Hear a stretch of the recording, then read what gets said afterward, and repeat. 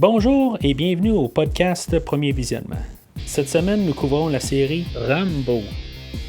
Le but de ce podcast est de s'amuser tout en discutant d'un film ou d'une série de films.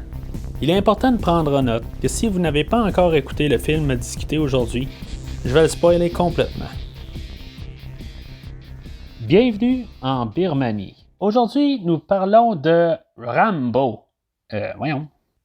Ça fait pas 3 podcasts qu'on parle déjà de Rambo? En tout cas, on parle de Rambo, John Rambo, Rambo 4, réalisé par Sylvester Stallone, sorti en 2008, avec Sylvester Stallone, Julie Benz, Paul Schultz, Matthew Marsden et Graham McTavish. Je suis Mathieu, et il n'y a pas personne d'entre nous qui ne veulent pas être ailleurs. Mais c'est ce qu'on fait. C'est ce qu'on est. Vive pour rien ou écouter les podcasts. Alors, tout d'abord, on va commencer à vous parler du but du podcast. Dans le fond, dans quelques jours, il va y avoir la sortie de Rambo 5. On couvre toute la série Rambo, dans le fond, à commencer par le premier film de 1982. On a suivi avec le film de 85, puis le film de 88. Puis là, on est rendu au 4e film, dans le fond. Puis le prochain podcast, on va sauter au nouveau film. Si on parle un peu de ce qui s'est passé là, en arrière de la caméra là, depuis le dernier film, dans le fond, la maison de production a fait faillite, les droits de Rambo, dans le fond, ont été vendus ailleurs, puis ça a changé de main une couple de fois, puis finalement, même Rambo, Sylvester Stallone, ça, il tentait plus là, de faire des films d'action il y a un temps, fait que ça aussi, ça a comme repoussé le projet. Après ça, il a décidé de vouloir faire des films d'action, puis là, il était pas trop sûr du scénario. Il y a même là, dans les premiers scripts, là, dans le fond, l'idée était que Rambo il se ramasse au Mexique là, pour pouvoir sauver une jeune fille. Ça ressemble un peu à ce qu'on va avoir la semaine prochaine. Je vais en reparler un petit peu plus tard. Et finalement, c'est ça, il était tout bien prêt à le faire. Finalement, Stallone s'est embarqué sur la franchise Rocky, faire un comeback là, pour terminer la série de Rocky. Même Rambo était déjà en chantier, là, il était sur le point de partir, là, mais c'est ça. Il était embarqué faire Rocky, puis après avoir fini le dernier Rocky là, de 2006, il s'est embarqué sur Rambo. Initialement, ça devait pas être Stallone là, qui soit le réalisateur, mais finalement, en tout cas, dans les sources, ça se tient pas tout à fait parce que dans le fond, Stallone puis le réalisateur ne voyaient pas exactement la même affaire, mais même Stallone n'était pas trop sûr d'avoir une idée pour le film. Fait que en bout de ligne, Stallone a pris quand même les rênes du film. Entre-temps, Richard Crenna, l'acteur là, qui faisait le colonel Trotman, lui il est décédé en 2003, fait que lui c'est sûr qu'il pouvait pas revenir. Puis on a Jerry Goldsmith aussi là, qui faisait la musique. Que dans le fond, c'est le monde là, qu'on suivait là, dans chaque film, là, dans les 3 premiers films. Lui aussi est décédé, fait que qu'est-ce qu'il allait faire à partir de là? C'est sûr que Richard Crenna, on a passé à côté de son personnage, là. On n'essaie pas de trouver un autre acteur pour le remplacer. On a remplacé Jerry Goldsmith par Brian Tyler. Lui, maintenant, il est connu là, pour plusieurs films là, dans l'univers cinématographique là, de Marvel, les 3 films d'Expendables, ainsi que plusieurs jeux vidéo, là, dont Call of Duty et Assassin's Creed. Le film, en fait, thématique, là, de ton, il va reprendre, en fait, l'histoire, là, il va reprendre là, la même affaire là, que Rambo 3 là, sur plusieurs plans. On va sensiblement réécrire l'histoire là, que moi j'avais dit que c'était Rambo retourne à la guerre parce que dans ce film-là, dans le fond, le 3e, il devait essayer de se trouver, mais il s'est pas trouvé à la fin, là, selon la version théâtrale. Puis c'est ça qu'il va faire là, dans ce film-là d'aujourd'hui. La différence avec le film d'aujourd'hui, c'est le ton. On essaie d'avoir un ton plus réaliste. On est beaucoup plus graphique, c'est sûr qu'on est beaucoup plus violent. On a des thèmes là, d'apparence trompeuse, là, où que Michael est joué par Paul Schultz. Lui, il pense que Rambo, dans le fond, Rambo, il se fout un peu de tout. Il n'est pas impliqué, je veux dire, il veut rien. C'est ce que Michael pense. Finalement, Rambo, c'est ça. Lui, dans le fond, il tient pas nécessairement. Il veut avoir sa vie paisible. Mais il garde quand même là, son fait que, je veux dire, si, mettons, t'as pas d'armes, ben, tu peux pas changer les choses. Parce que c'est pas mal le conflit qu'on a entre ces deux-là, puis qui se perçoit mal. Il y a l'OS aussi, que c'est un peu la même affaire là, sur Rambo, là, que je veux dire, il pense que c'est juste un chauffeur de bateau, là, puis que il peut rien d'autre dans la vie, là. Mais ça, c'est pas mal la petite thématique, là. Vraiment, le but, le ton, est vraiment pour montrer là, qu'est-ce qui se passe là, en dehors là, du continent là, nord-américain. Même Stallone, il va le dire lui-même, là, qu'il y a des choses horribles qui se passent, puis que peut-être que même en continent nord-américain, on pourra peut-être pas comprendre ça là, exactement, là, puis on va avoir des images là, ben, ça va nous troubler, puis ça peut. En tout cas, c'est ça qui essaie de forcer là, pour qu'on comprenne un peu là, qu'est-ce qui se passe. Tandis que généralement, là, dans des films commerciaux qu'on a américains, là, on voit pas ça dans cet œil-là. Puis même dans la série Rambo, là, quand on regarde au dernier film, là, il parlait là, de des enfants qui se faisaient tuer, puis des femmes violées, puis des enfants tirés dans les feux, puis tout ça. On va les voir aujourd'hui, puis l'impact est différent. C'est pas la même idée là, du film. C'est vraiment pour faire réagir. C'est dans le fond, à partir de tout le film, où encore une fois, Rambo, comme dans Rambo 3, lui, il va dans le fond devoir s'accepter que c'est une machine de guerre, puis que c'est ce qu'il fait. Il va avoir le discours là, que j'ai modifié dans le fond là, dans mon introduction, là, que c'est ça, c'est ce qu'il fait. C'est pas qu'il veut faire ça, mais c'est ce qu'il est, puis c'est vivre pour rien ou mourir pour quelque chose. Fait que, bon, il va avoir un petit peu comme une genre d'histoire d'amour, là, ben, peut-être sur le personnage de Julie Benz, là, Sarah Miller. Comme Rambo, je sais pas, il y a un kick dessus, là. C'est comme un peu là, subtil, c'est pas explicitement démontré. Mais c'était pas mal clair que c'est ça qui se passe un peu là, dans lui. Puis que finalement, ben, c'est ça va le remotiver là, à retourner là, à combattre. Rambo finira pas là, avec Sarah. Mais par contre, il va savoir accepter, puis finalement, ben, le chemin qui avait été commencé là, au début du film de Rambo 1, ben, symboliquement, là, il revient à la maison, ben, chez son père. Là, ça finit là, avec qu'est-ce qui se passe là, avec son père. Ça, on ne sait pas. Là, peut-être qu'on va savoir dans le prochain film. Là. Mais je veux dire, juste dans le fond, là, qu'il a fait la paix avec lui-même. Là, c'est ce qu'il est, puis il s'est accepté.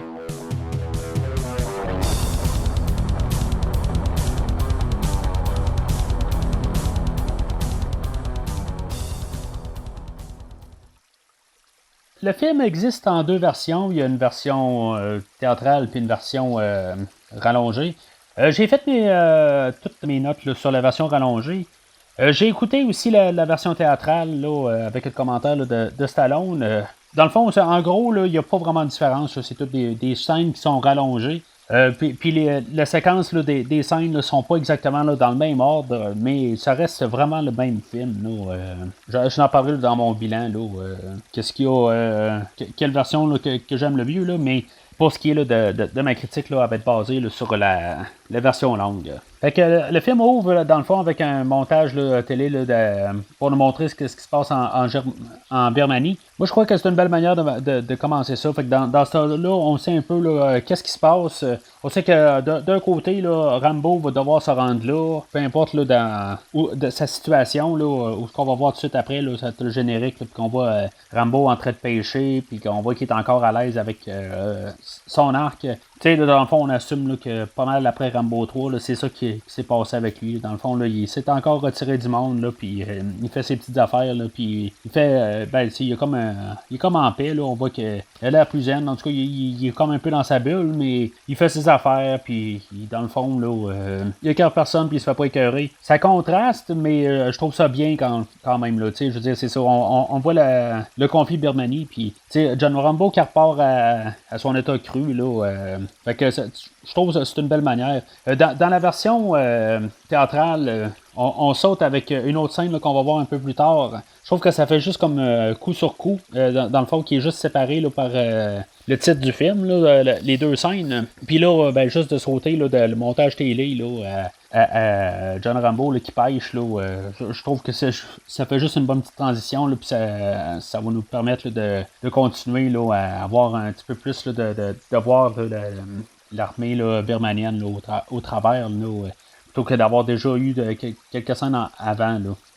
On a la musique de Brian Tyler qui remplace Jerry Goldsmith.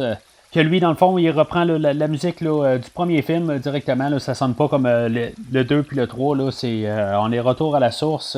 Dans le fond, si on y pense un peu, comme j'ai parlé un peu plus tôt, là, le film est sorti là, après le dernier Rocky. Le dernier Rocky là, avait été quand même un bon succès, puis il avait fait un retour pas mal au premier film. Fait que c'est un peu ce qu'on essaie d'aller faire là, avec ce film-là. C'est sûr que le scénario n'a pas l'air du tout du premier film, mais on essaie d'aller chercher là, au moins le côté musical là, qu'on avait dans le premier film.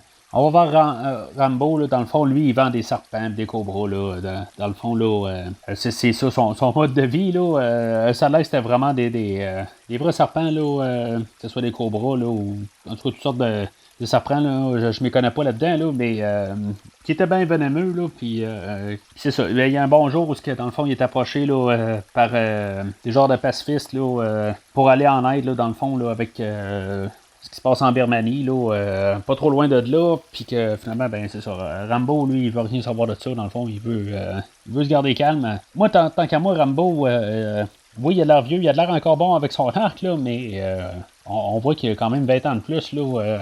Il est pas en grande forme. Dans le fond, il se fait juste demander là, de monter la rivière pour lui montrer où aller. On voit quand même que Rambo, là, il veut rien savoir de ça, puis il est comme tanné de la vie, là, c'est... La seule manière là, de changer les choses, là, c'est par la guerre, c'est pas en voulant faire la paix. Là. Encore là, ça ramène un peu au ton du film. Là, elle va insister un peu. Là. En tout cas, on va avoir 3 scènes de ça avant que finalement Rambo accepte. Ça va être intercoupé là, par, dans le fond, là, l'armée birmanienne là, que les autres, ils envoient des prisonniers là, dans un champ de mines, là, dans des swamps, là, dans le fond, puis que il y en a qui sautent, là, puis ils vont les exécuter pareil. Là. Ça, dans le fond, c'était la scène qui était au début du film là, théâtral. Je trouvais juste que ça, comme tu disais, là, ça faisait trop tout d'un coup. Là, fait que juste que ça soit intercoupé là, pendant que ces scènes-là, ça l'aide un peu à la cadence ça, dans la version rallongée. Là. Puis c'est ça, il va y avoir aussi là, l'autre scène où ils vont attaquer un village, puis que finalement, là, ben, ils vont comme kidnapper les enfants là, pour les enrôler comme soldats là, ou des esclaves. Là. Fait que, c'est correct, ça fait comme un peu là, les deux bords. On voit les deux bords là, qui éventuellement ils vont se rejoindre, là, mais on les voit en simultané. Là. Fait que Rambo, c'est ça, il a accepté là, finalement là, de monter là, la rivière avec les pacifistes, on va les appeler. Là. Oh, il accepte-tu parce que à cause de sa libido ou pas, là, je veux dire, il couche pas avec, mais c'est aussitôt qu'elle, ben pas aussitôt, là, parce qu'elle s'est essayée 3 fois, là, mais éventuellement, là, avec son insistance, là, Rambo accepte, là, puis c'était comme un nom définitif là, avec son mari à elle. Là.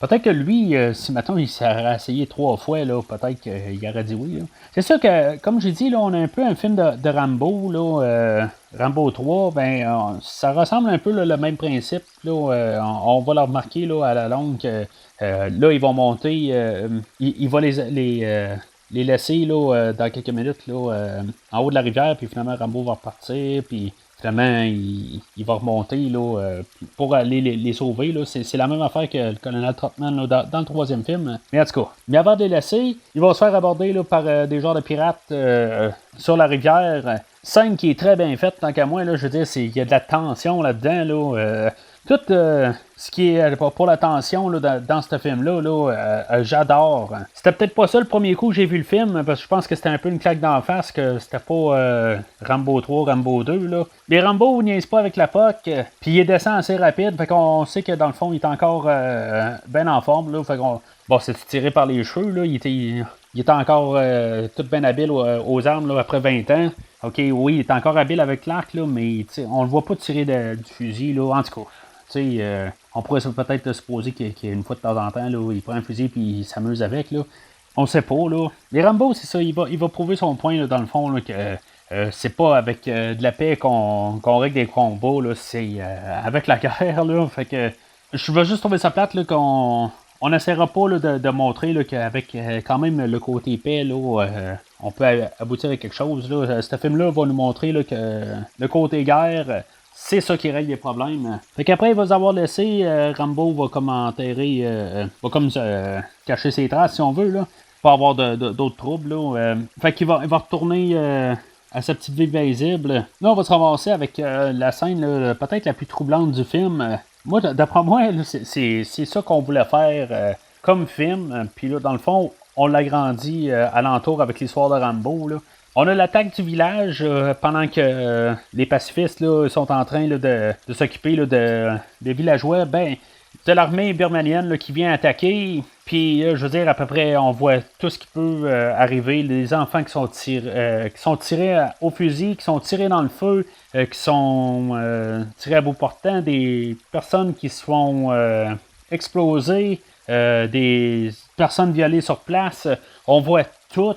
L'image, elle vaut 1000 mots. On a à peu près 2-3 minutes de tout ça. C'est peut-être, dans le fond, là, pour nous craquer un peu là, du côté Rambo, qu'on trouve ça dégueulasse. Je trouve ça très efficace, par contre, comme manière. Bon, j'ai peut-être un âme sensible.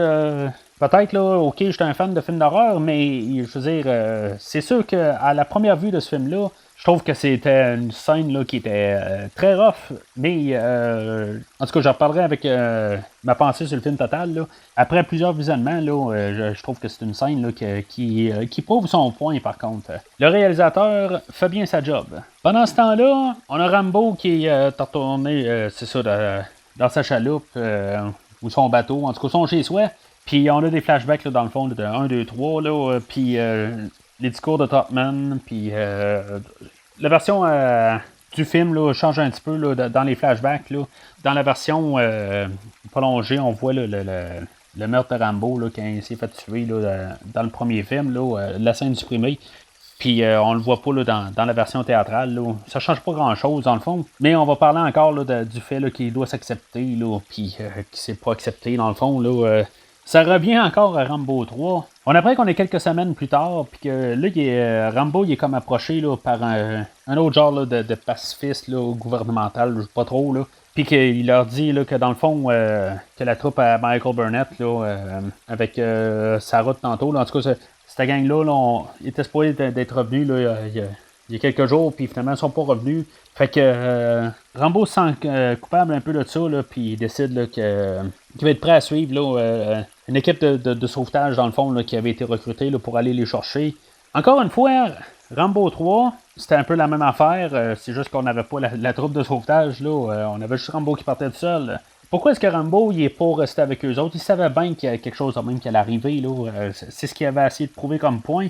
Mais en tout cas, fait qu'on a comme une scène parallèle là, où il remonte en bateau, puis Rambo il pilote le bateau, puis je veux dire, il est tout calme en écoutant tout le monde parler. Puis, il se fait écœurer un peu là, par le leader là, de l'escadrille, là, puis lui, c'est ça. Dans le fond, il juge que lui, dans le fond, Rambo, il fait juste conduire le bateau, puis c'est pas mal la seule affaire qu'il sait faire. Louis, qui s'appelle, c'est ça, on va peut-être penser que finalement, il va se faire descendre, ou que, il va peut-être être un traître, ou quelque chose de même, parce qu'il n'y a aucune manière là, qu'on peut comme l'aimer là, dans cette scène-là. Mais lui, dans le fond, il va comme devenir le personnage là, que dans quelques minutes, là, quand Rambo va reprendre un peu le contrôle là, de tout ça, il va comme avoir la mâchoire qui va tomber à terre, puis qui va quasiment dire ok, ben c'est beau, t'as prouvé ton point, là. Fait que, un peu notre personnage typique, là. Fait que c'est ça, dans le fond, il débarque du bateau, puis c'est ça, Louis, il va rien savoir de Rambo. Fait que Rambo doit rester en arrière, puis il va se ramasser là, au village là, de tantôt, là, le Cloquet-Beau. Quand même, la mise en scène est quand même pas pire. Dans le fond, on va revoir un peu la scène là, où les soldats birmaniens, là, ils avaient comme fait des gageures là, pour voir qui allait survivre. Là, le champ de mine, là, ou se faire tuer en dernier. Là. Fait que, on comprend exactement qu'est-ce qui va se passer, puis finalement, Rambo qui arrive juste à la minute près, là, ou à la seconde près, là, pour sauver tous les prisonniers. Puis c'est ça, ça revient à ce que je disais il y a une minute de ça, là, que Louis, là, il fait sa grosse tête, là, mais finalement, là, Rambo fait comme prendre un peu le dessus là, de toute l'équipe au complet. Stallone là, dans commentaire audio, il est quand même transparent, si on veut. Là, il va expliquer que même si... ok, c'est un petit peu exagéré, là, que Rambo il va tirer de l'arc là, pour tuer tous les soldats. Il va dire qu'ils ont essayé de mesurer, voir si ça avait du sens, là, que les flèches pouvaient se rendre là, pour tuer les soldats au travers de ça. il va quand même dire que, OK, bon, ben, il ne pouvait pas nécessairement là, viser une pomme sur la tête là, des soldats, mais qu'en bout de ligne, là, la flèche, elle pouvait se rendre. Fait que, tu sais, il tient quand même son point, là. Il dit que c'est faisable, là, mais tu sais, tu sais, des fois, on va lire là, des critiques à quelque part, ils disent oui, c'est très faisable, là, on peut. Tout ce qu'on démontre, là, c'est prouvé. Là. Fait que, tu sais, c'est ça, j'aime bien là, la manière que Stallone apporte ça. Là, tu sais, c'est possible, là, mais tu sais, on le trafique un peu pour le film, mais ça reste possible. Là. Fait que là, il va se mettre à pleuvoir comme tout. Ça va aider pas mal notre escadrille là, à rentrer là, dans le camp là, birmanien, là, puis pour pouvoir aller sauver les prisonniers. Encore une fois, là, on va voir la cruauté là, de l'armée birmanienne, des viols, puis même pour être sûr qu'on n'aime pas là, le grand machin, là, lui, on va voir qu'il viole des petits garçons. Là. Fait qu'en plus là, d'être un tueur sans remords, ben, je veux dire, c'est un violeur d'enfants. Le pire là-dedans, c'est que le grand chef, là, c'est un héros de guerre qui s'est battu là, pour les droits là, des Birmaniens, tout ça. Puis que dans le fond, il fait comme un peu le rôle inverse là, dans le film. Dans le fond, c'était sûrement un peu là, pour ça qu'il l'a accepté là, de faire ça, justement pour montrer là, comment que ce pays-là, il y a de la cruauté envers les gens. Là. Fait qu'on va voir, c'est ça, ils vont tous se promener là, à travers du campement, là, puis ils vont tous sauver là, dans le fond là, l'équipe là, de Michael Burnett là, qu'on avait, que dans le fond que Rambo avait amené là-bas. Puis là, ben, bien sûr, dans le fond, Sarah était sur le point de se faire violer par un, puis Rambo, ben lui, ça va être comme la grosse vengeance, toute bien dégueulasse dans le fond. Là, il va y arracher la gorge. Là. En tout cas, c'est un peu pas rapport. Je veux dire, OK, il y a des affaires que j'accepte dans ce film-là, mais celle-là, je trouve que c'est un petit peu comme pas rapport. Là. On dirait qu'on rajoute là, ça, c'est de la violence gratuite. Là. Mais en tout cas, fait que finalement, il va la secourir, puis finalement, là, ça va être un des gars, là, Schoolboy, là, qui va comme un peu là, les couvrir là, une fois qu'il va être sur le point de se faire attraper. Là. Ça change un petit peu là, des autres Rambo, parce que Rambo il était capable de tout, dans le fond, se défendre seul, là, puis que finalement, ben, il a besoin de quelqu'un d'autre là, pour l'aider à partir. En même temps, ça montrait que Schoolboy était resté en arrière pour les couvrir, puis dans le fond, Rambo puis Sarah, Schoolboy ils vont être ensemble, puis le restant de l'équipe va être séparé.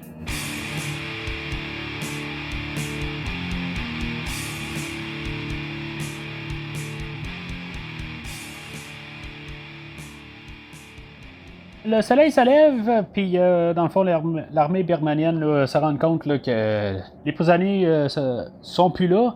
Puis là, c'est un peu la course contre la montre là, pour se rendre à Rivière, là, dans le fond, là, pour que dans le fond tout le monde se sauve là, de là. On a un peu un parallèle là, dans les deux équipes qui se sauvent. Là, on a Rambo là, avec Sarah, là, elle se blesse le pied, puis fait que ça les rallonge un peu. Tandis que Lewis, dans l'autre troupe, ben, lui, il marche sur une mine. Fait que on a un peu, là, dans le fond, là, un accomplissement là, du personnage là, pour Michael Burnett là-dedans, là, que son côté là, pacifiste, là, même s'il se fait ramasser là, un peu, là, il s'est fait ramasser par Lewis, il s'est fait ramasser par Rambo, mais même après tout, là, il va aider Lewis, là, ben, dans le fond, là, il va tout la repatcher là, pour l'aider là, à continuer là, à courir. Là. Tandis que dans le fond, Rambo, lui, éventuellement, lui, il va arriver, là, puis il va dire, bon, ben, c'est bon, Sarah puis Schoolboy continue à courir, puis lui, il va ramasser un morceau de linge là, à Sarah là, pour faire une diversion, puis c'est là que ça va devenir un petit peu un film de Rocky. On va voir Rambo courir dans les bois. Il va juste manquer là, la musique là, de Bill Conti qui joue en arrière. Dans le fond, il va disperser là, comme la senteur de Sarah un peu partout pour envoyer les chiens un peu dans une autre direction, puis que finalement, ça va les amener à une bombe. C'est le genre de truc qu'on avait vu dans Rambo 3 là, avec la lumière bleue, là, qu'il y a un soldat qui a ramassé une lumière bleue, puis ça avait fait boum, là, mais là, c'est toute l'armée là, qui va sauter quasiment. Tu sais, je m'y connais pas en bombe exactement. même Sylvester Stallone, il va dire que une grosse bombe là, qui saute là, dans les bois, ben ça va faire quand même un impact pas mal à la ronde, là, mais moi je me dis quand même des arbres, là, ça coupe le vent en masse, puis fait que je sais pas, là, c'est tout Rambo il sauve de là en masse. Comment que je veux dire ça a réussi à passer au travers là. Fait que encore une fois, je m'y connais pas, là, mais je pense que l'étendue là, de l'explosion est un petit peu exagérée. Là. Fait que Skullboy et Sarah, ils arrivent sur le point là, de rencontrer là, l'autre troupe menée par Lewis, juste pour se rendre compte là, que l'autre troupe elle s'est fait capturer là, juste avant d'arriver sur le bateau. Puis là, eux autres, dans le fond, ils peuvent rien faire. Là, je veux dire, sont trop nombreux. Là. Mais comme que je viens de dire, eux autres peuvent rien faire. Rambo, il apparaît en arrière là, d'un soldat où ce que lui il a un canon. Puis que, je veux dire, Rambo niaise pas avec la POC. Il décapite sur place. Puis il prend le canon sur le Jeep. Puis il se met à tirer. Je veux dire, je pense que j'ai jamais vu quelque chose aussi sanglant que ça. C'est du carnage. Est-ce qu'on a payé pour voir du carnage ou on a payé pour juste voir un film là, tout bien tranquille? Non, on a payé pour voir du carnage. C'est un film de Rambo. Je veux dire, ça tire, ça tire, ça tire. Ça tire dans les deux sens. Puis c'est ça, t'as tous les revirements. Puis en tout cas, t'as tout ce qui se passe là, dans le fond, là, juste pour trouver des petites histoires au travers. Là. Moi, je trouve que cette scène-là, là, c'est hot. C'est un petit peu ridicule que finalement Rambo se fait pas descendre là, éventuellement, mais je veux dire, juste de le voir Rambo en train de tirer puis que ça finit plus. C'est monté d'une manière où ça a l'air un petit peu logique, là, mais je veux dire, éventuellement, là, il a été descendu, il n'y a personne qui a passé par le côté là, pour le tirer par en arrière, quelque chose de même, là, c'est impossible qu'il n'ait pas arrivé. Là. Mais je veux dire, juste de voir comment Rambo fait juste tirer puis que ça finit plus, là, je veux dire, ça valait, je pense, la totale, là, le prix d'entrée. Il va y avoir Michael Burnett que lui, il va tuer un soldat. Ce petit côté-là, je trouve juste ça un petit peu déplacé. J'aurais aimé ça que justement qu'il fasse rien au lieu de finalement virer à la tuerie, parce que là, c'est ça que je dis, c'est que on fait juste comme prouver que c'est avec les armes là, qu'on règle quelque chose. Là. Je comprends là, que dans la situation du film, c'est ça, mais je pense que ça aurait été bon là, de montrer que lui aussi, là, je sais pas ce qu'il aurait pu faire, mais montrer qu'il y avait une manière là, que lui, son point de vue étant valide, mais non, je veux dire, il faut qu'on finisse avec lui qui décide là, qu'il doit tuer. Là, C'est peut-être aussi juste pour fermer l'idée là, que Michael Burnett, à quelque part, il a dit à Rambo là, qu'il allait devoir parler de ça, là, que Rambo a tué là, les gens sur le bateau, là, même s'il était sur le point de les tuer. Là. Puis que chaque vie compte. Là, en tout cas, le petit discours qu'il a fait là, sur le bateau là, au début du film, là, c'était peut-être la manière là, d'y fermer la trappe. Mais juste que je trouve ça un petit peu là, ridicule un peu. Ben pas ridicule, mais je trouve ça juste plate là, qu'on a fait cette tournure-là sur ce personnage-là. Là. Puis comme Rambo 3, ben on a les rebelles birmaniens là, qui vont arriver, là, qui vont venir en aide, là, puis pas dans le fond là, pour que toute la tuerie finisse éventuellement. Puis ça va se terminer dans le fond là, que Rambo va entrer le chef là, de l'armée birmanienne. Si Michael Burnham était pour tuer quelqu'un, je l'aurais vu tuer lui. Pas tout d'un coup le chef qui s'en va là, dans le bois nulle part puis qu'il y a juste Rambo qui tombe dessus. Ça me laisse un petit peu... je trouve que ça n'a pas rapport. Ça a l'air d'être une scène qui est collée là. Ça n'a même pas de l'air à fuiter avec le restant qu'on vient de voir. Là. Puis bien sûr, ben Rambo, il va l'éventrer là... puis ça va être le plus dégueulasse qui soit, là. Il va y arracher à peu près la moitié du corps. Fait que tout le monde va être comme un peu reconnaissant là, de la tuerie que Rambo a fait. Puis c'est ça, fait que Rambo va finir tout seul, il finira pas plus avec Sarah. On va comme voir un peu, c'est dans les regards, là, dans la manière que c'est réalisé, là, que Rambo, là, il accepte là, que quand même qu'il va être tout seul. Là. Fait que finalement, ben c'est ça, il rentre chez lui. On voit que c'est R. Rambo, fait que c'est pas... J. Rambo, c'est ça, c'est sa maison chez lui. Il me semble qu'il n'en avait pas vraiment parlé dans le premier, là, qu'il y avait peut-être un père à quelque part. Là, on savait que Rambo s'en allait dans le néant tout seul. Bon, peut-être que oui, il y avait un père à quelque part qui ne voulait pas aller le voir. Là. J'ai entendu ça ailleurs dans un autre podcast.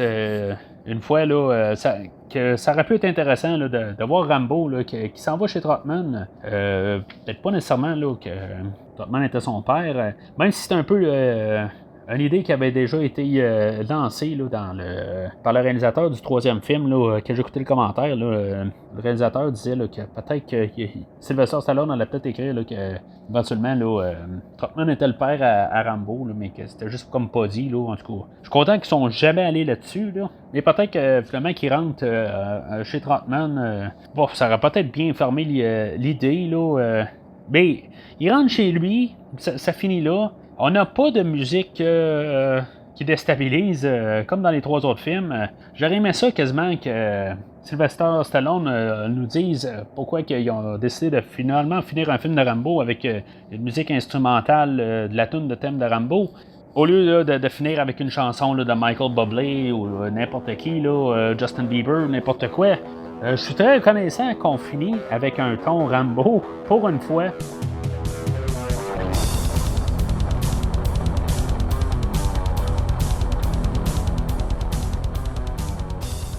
Fait qu'en conclusion, on a un film là, qui c'est comme un package, un best-of de Rambo 2 et 3, mais probablement mieux fait. Oui, ben mieux fait. C'est sûr que le chef méchant, là, birmanien, là, il est vide. Puis je pense qu'il est plus vide que n'importe quel autre. Là, je veux dire, on n'a rien de lui, il parle pas. Il aurait pu parler au sous-titré, n'importe quoi, avoir un peu quelque chose. On sait juste que c'est le ultime méchant, le diable, appelez-le comme vous voulez, mais c'est Hitler réincarné.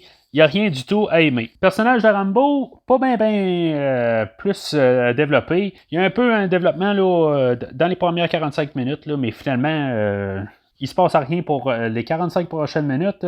Puis, à la fin, il fait comme faire le choix qu'il revient chez lui. Mais, je veux dire, développement, là, dans le fond, il avait été commencé dans Rambo 3, puis il fait comme terminer à la fin de ce film-là.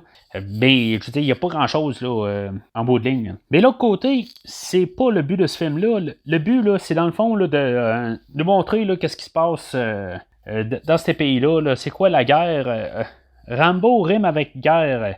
Fait que on a de l'action intense. On le démontre à l'écran, puis c'est ça qu'il veut faire, puis c'est ça qui montre très bien. La musique a fait très bien dans la totale. La réalisation avec Stallone, il savait qu'est-ce qu'il voulait, on dirait, même si le budget n'était pas très très élevé. Il a décidé que, puisqu'il n'y avait pas bien d'argent, ben c'était pas cher à produire du sang, ben fait qu'on va en envoyer en profusion. Ben c'était le meilleur choix que ce film-là a fait.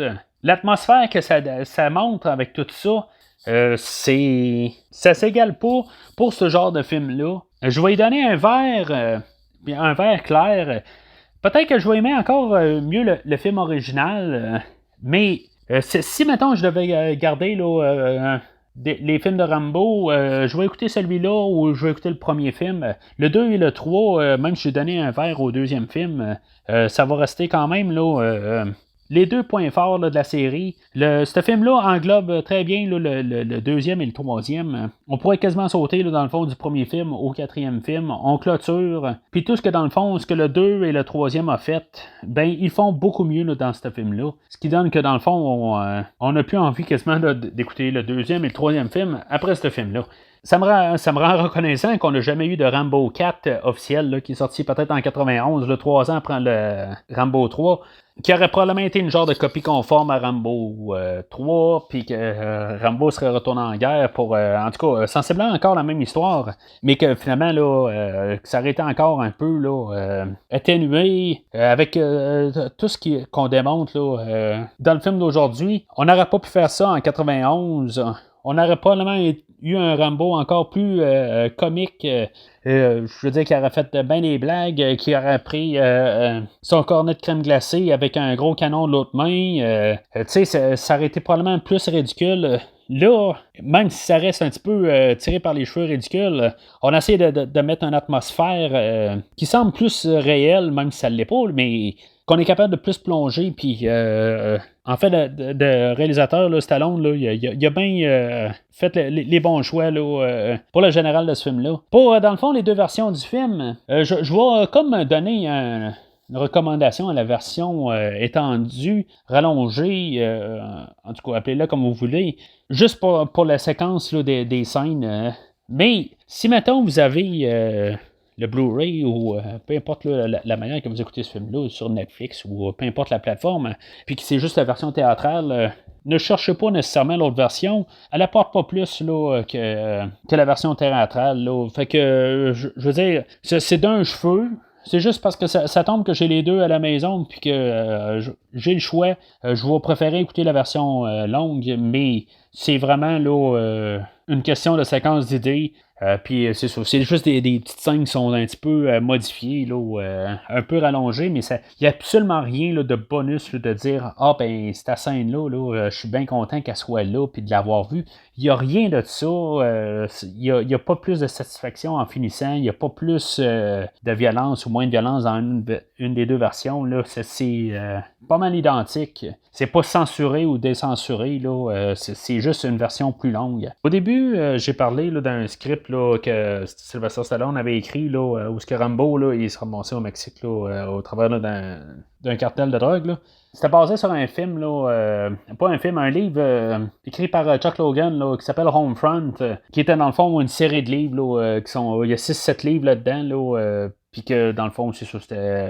Il voulait transférer ça, là, dans le fond, à la place d'avoir le personnage principal là, dans ce film-là, là, qui est Phil Broker, ben, là, ça allait être Rambo, je sais pas exactement, là, mais finalement, Stallone, par la suite, a travaillé sur la série Expendables, puis il a travaillé avec Jason Statham, puis Jason Statham a été bien intéressé là, par ce script-là, fait que finalement, Statham a repris là, l'idée, puis ils ont adapté le livre à l'écran, ça a donné le film là, de 2013, Homefront, avec Jason Statham. Le film, je l'ai écouté, quand même en faisant mes devoirs, fait que je peux en parler un petit peu aujourd'hui. En faisant quand même un résumé, je veux dire, je sais pas où ce que Rambo a refité. Si on regarde quand même dans ce qui se passe là, dans le livre, là, le livre je l'ai pas lu. Par contre, Phil Broker, le personnage là, joué par Jason Statham, il va vivre avec un de ses anciens compatriotes là, de guerre. Là, fait que, tu sais, en vivant avec un ancien compatriote de guerre, ben, je me suis dit, ça aurait pu être quelqu'un qui va vivre avec Rambo, là, tu sais. C'est ce que je me dis. Est-ce que ça va être ça la semaine prochaine? Je sais pas. Mais le film ne ressemble pas à un film de Rambo. Je vais vraiment le Rambo, là, dans les situations que le personnage de Statham est présenté. C'est un père de famille, puis dans le fond, là, sa fille, elle se fait un peu écœur à l'école, puis finalement, ben, elle, c'est une dure à cuire, parce que Jason Statham aussi, c'est un dur à cuire. Puis finalement, là, ben, le petit gars qui écœure sa fille, ben, elle, quand elle riposte, là, ben, sa mère, c'est la sœur d'un dealer de drogue, puis que, en tout cas, il vient tout avoir tout un mélange là-dedans, là, puis que elle s'arrange pour que son frère, là, il fasse des troubles à Statham, puis en tout cas, fait que finalement, là, ça vient un peu une chose de chat et de la souris, là, en tout cas, ça se bat un peu dans tous les sens, là. C'est sûr que j'ai écouté le film, là, en essayant de l'analyser, là, voir si ça aurait été un bon Rambo ou pas, fait que je m'attendais pas à voir un film de Rambo non plus, là, puis je m'attendais pas vraiment à avoir une juxtaposition, parce que je comprends que Sylvester Stallone avait adapté le script pour Rambo, fait que ça aurait probablement ressemblé un peu plus à Rambo. Probablement, ce qu'on va voir un petit peu au prochain podcast. Mais tu sais, en tout cas, pour le film de The Homefront ou Protection, là, avec Jason Statham, je donnerais un jaune vite de même. Là, écoutez, là, si ça vous tente ou pas. Là, faut peut-être être un fan là, de Jason Statham pour l'écouter. Je l'ai pas vu dans grand-chose, là, à part dans les Expendables. Je suis très limité là, dans ce que j'ai vu de Jason Statham. Mais il y a quand même d'autres personnes reconnues là, dans ce film-là. Là, avec, il y a James Franco qui est le grand méchant là-dedans. Il y a Winona Ryder, il y a Kate Bosworth. Puis quand même une couple d'autres de visages là, qu'on avait un peu partout. Là. Fait que c'est pas un film bien sombre, là, inconnu. Il y a des visages là, bien connus, puis ça peut quand même s'écouter, là, mais peut-être pas là, dans l'idée là, de voir Rambo. Peut-être que ça va fitter avec un peu le film qui va sortir là, prochainement, et que même si je vois quand même une bonne ressemblance, ben je vais en reparler là, au prochain podcast. Mais si vous devez sortir là, pour le louer, là, puis en vous disant que vous pouvez juste poser Jason Statham avec Sylvester Stallone, là, ben vous risquez de frapper un mur. Alors, c'est tout pour aujourd'hui. Au prochain épisode, ça va être Rambo 5, Last Blood, John Rambo 2, Rambo la mission 4, Rambo 3, partie 3, appelez-le comme vous voulez. Pour recevoir l'épisode dès sa sortie, ben, vous pouvez prendre le feed RSS dans la description de l'épisode, coller dans votre application podcast et vous allez pouvoir télécharger l'épisode directement quand il va sortir. Ou allez directement sur Spotify, enregistrez-vous là, puis vous allez voir dans vos affaires. Plein de manières. Il y a une manière que dans le fond, vous êtes en train de l'écouter, puis cette manière-là, elle doit être bonne. Une fois la série de Rambo terminée, ben, on va retourner dans la série Terminator. Vous pouvez trouver ça là, dans les archives là, du podcast. Retrouver dans le fond les 3 premiers films de Terminator, puis on va faire les deux derniers, là, plus le nouveau. Puis après ça, ben, on va retourner dans la série Star Wars qu'on a commencé à mi-année, finir là, les 4 films là, de Disneyverse. Puis en même temps, là, ben, dans les archives aussi, si mettons vous pouvez écouter la série Transformers, Halloween, John Wick, Mortal Kombat, puis les X-Men, vous avez accès à ça n'importe quand. John Wick, le 3e film, là, vient de tomber là, en Blu-ray il y a quelques jours. Fait que vous pouvez revisiter les X-Men aussi, ça s'en vient. Fait que tout ça est disponible dans les archives. Alors d'ici le prochain épisode, lâchez prise.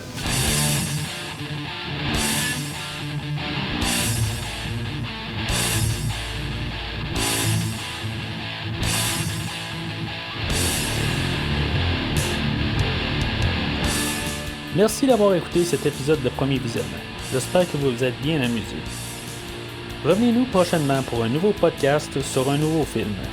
Les opinions qui se sont dites sont les miennes et ont pour but de mieux comprendre le film et ou trouver un sujet de discussion et non de servir comme version officielle ou définitive du film discuté ici. N'oubliez pas de suivre la page Facebook de Premier Visionnement pour être informé de nouveaux podcasts. Vous pouvez écouter Premier Visionnement sur plusieurs plateformes, dont Spotify, YouTube et Stitcher. Merci et au prochain épisode.